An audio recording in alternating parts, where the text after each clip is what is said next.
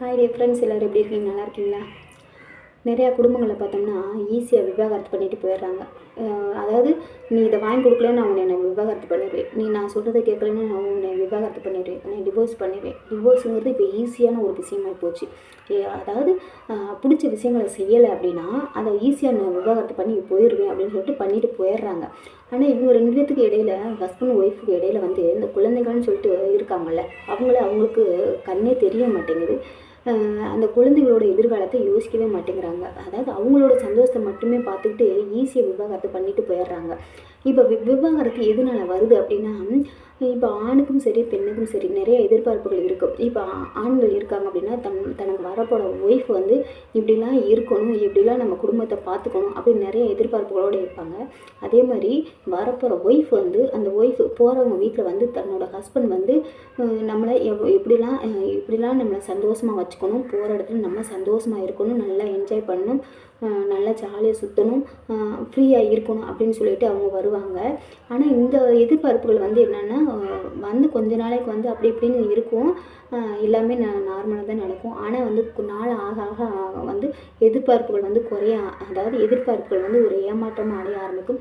ஏன்னா இவங்களை வந்து அவங்க ஒன்று சொல்கிறாங்க, எனக்கு இதை சமைச்சு கொடு அப்படின்னா இது முடியாது, நான் இதைத்தான் வைப்பேன், இதை சாப்பிடு அப்படிங்கிற மாதிரி. இல்லை அந்த வீட்டில் இருக்கவங்க, இப்போ ஒரு குடும்பத்துக்கு மேரேஜ் பண்ணி போகிறாங்கன்னா அந்த வீட்டில் இருக்கவங்க எல்லாத்தையுமே அனுசரித்து போகணும். அம்மா அப்பா அக்கா தங்கச்சி மாமியார் மாமனார் அண்ணன் தம்பி அவங்களோட குடும்பத்தில் எல்லாத்தையும் அவங்க அனுசரித்து போகணும். எல்லாருக்கும் என்னென்ன தேவை, என்னென்ன பிடிக்கும், என்னென்ன பிடிக்காது அப்படிங்கிறத தெரிஞ்சுக்கணும். குடும்பத்தோட பழக்க வழக்கங்களை தெரிஞ்சுக்கணும். இத்தனை மணிக்கு தான் எந்திரிக்கணும், இத்தனை மணிக்கு சாப்பிடணும், இத்தனை மணிக்கு தூங்கணும், இங்கே தான் போகணும், இந்த ட்ரெஸ் தான் போடணும் அப்படின்னு நிறைய ரூல்ஸ் அண்ட் ரெகுலேஷன் அவங்க வச்சுருப்பாங்க. அதெல்லாம் இவங்க கற்றுக்கணும். அதில் வந்து ஏதாவது ஒரு மிஸ்டேக் பண்ணுறாங்க, இல்லாத அவங்களோட பழக்க வழக்கங்கள் இவங்களுக்கு பிடிக்காம போயிடுச்சு அப்படின்னா அப்போ பிரச்சனைகள் ஆரம்பிச்சிடும். அவங்க வந்து 4 மணிக்கு எந்திரிக்கிறவங்களா இருக்கும், ஆனால் இவங்க வந்து 6 மணிக்கு எந்திரிப்பாங்க. இவங்க வந்து 4 மணிக்கே எழுந்திரிச்சு சாணம் போட்டு வாச தெளித்து கோலம் போடுறவங்களா இருக்கும், ஆனால் இவங்களுக்கு அந்த பழக்கமே இருக்காது. அப்படிங்கும்போது பொம்பளை பிள்ளை காலையில் எழுந்திரிச்சு சாணி போட்டு கோலம் போடுறது இல்லையா, அப்புறம் எப்படி லட்சுமி வரும் அப்படி இப்படின்னு பேசுவாங்க, அதிலே பிரச்சனைகள் உருவாகும். அடுத்து வந்து என்னென்னா தண்ணி போய் இப்போலாம் பைப்பு வீட்டுக்கு பைப் போடுறாங்க. இருந்தாலும் வந்து தண்ணி குறைஞ்சிச்சுன்னா தண்ணி பிடிச்சி வைக்கணும், துணிகளை துவைக்கணும். அதாவது குடும்பத்தில் இப்போ 10 பேர் இருக்காங்கன்னா அதை எத்தனை பேர் துணியை துவைக்கணும். இங்கே வந்து பிரித்து போட்டு அந்த கூட்டு குடும்பமாக இருக்கிறனால பிரித்து பார்க்க முடியாது. ஆனால் எல்லா வேலையும் இவங்க தான் செய்யணும். அவங்களுக்கு என்னென்ன பிடிக்கும் அப்படிங்கிறத பார்த்து இவங்க சமைக்கணும். சப்போஸ் இவங்களுக்கு பிடிச்சதை வந்து சமைச்சிட்டாங்க அப்படின்னா அவங்க வந்து அனுசரித்து போகலை, அதாவது இப்போ அவங்களுக்கு மாமனார் மாமியாருக்கு சக்கரை ப்ரெஷர் அப்படி ஏதாவது இருக்குது அப்படின்னா அவங்க வந்து உப்பு இல்லாமல் தான் சமைக்கணும்.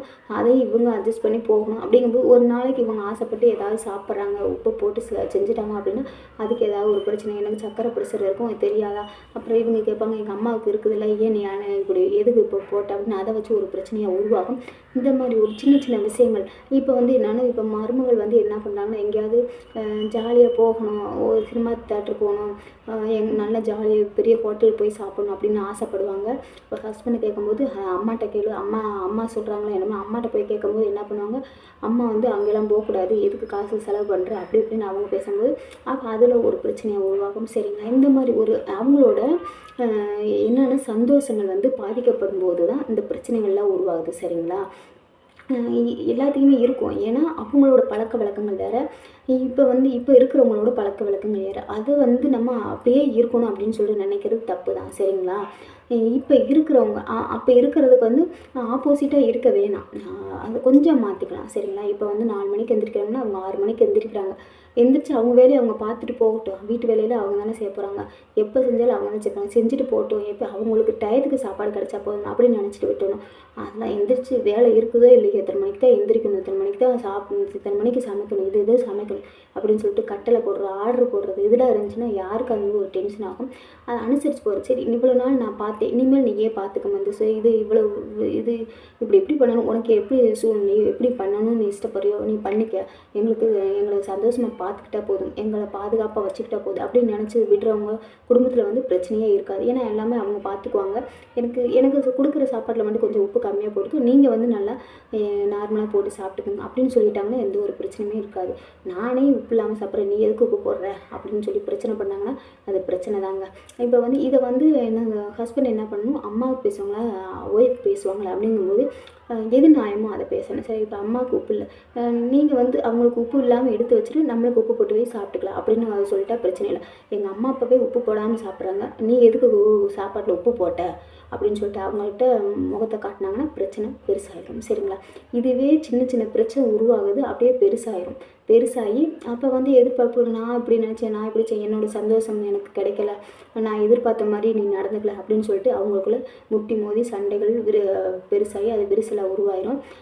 இவங்களுக்குள்ள அந்த குழந்தைகள்லாம் இருக்கும்ல, அப்போ அந்த குழந்தைகளோட எதிர்பார்ப்புகள் குழந்தைகளை அந்த கண்ணிலே அவங்களுக்கு தெரியாது, குழந்தைகள் இருக்காங்களே அவங்களுக்காக நம்ம வாழணும், அனுசரித்து போகணும் அப்படிங்கிறதே இல்லை. எனக்கு பிடிக்கல, நான் விட்டுட்டு போகிறேன், எனக்கு பிடிக்கலன்னு எனக்கு டிவோர்ஸ் கொடுத்துருங்க, நான் போகிறேன் அப்படின்னு இவங்களும் சொல்ல, எனக்கு என் குடும்பத்துக்கு ஏற்ற மருமகள் இல்லை, ஒய்ஃப் இல்லை, எனக்கு உனக்கு செட் ஆகாதுன்னு சொல்ல அவங்க சொல்ல, இப்படி வழக்கில் வந்து அவங்க பிரிஞ்சு போனால் என்ன பண்ணுறது? ஒருத்தர் பிடிக்கலன்னு பிரிஞ்சு போயிடுறாங்க. ஆனால் இந்த குழந்தைகளை என்ன பண்ணுவோம்? நீ 10 நாளைக்கு என் வீட்டில் இரு, நீ 10 நாளைக்கு என் வீட்டில் இரு. அப்போ குழந்தைகளை வந்து அம்மா வீட்டில் 10 நாளைக்கு, அப்பா வீட்டில் 10 நாளைக்கு இருந்தால் அவங்களுக்கு என்ன சந்தோஷம் கிடைக்கும்? ஒரு குடும்பம்னா அம்மா அப்பா குழந்தைகள் எல்லோரும் இருந்தால் தான் ஒரு குடும்பம். இவங்க பிரிஞ்சு இருந்தாங்கன்னா அவங்களுக்கு ஒரு சந்தோஷமே கிடைக்காது. ஸ்கூலுக்கு போகிறப்ப அம்மா வர சொல்லணும்னா ஃபோன் பண்ணி சொல்லணும், அப்பா வர சொல்லணும்னா ஃபோன். இது வந்து இப்போலாம் இது ஈஸியாக நடந்துருது. என்னென்னா அம்மா ஒரு பக்கம் அப்பா ஒரு பக்கம், குழந்தைகளை ஹாஸ்டலில் விட்டுறாங்க, நீ வேணும்னா நீ போய் பார்த்துக்க நீ.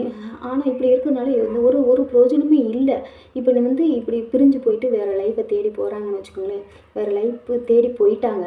ஆனால் வந்து அந்த லைஃப் சந்தோஷமாக இருக்குன்னு நினைக்கிறீங்களா? இருக்கவே இருக்காது. இந்த ஃபர்ஸ்ட் லைஃப்பில் 1000 பிரச்சனைகள் இருக்கும்.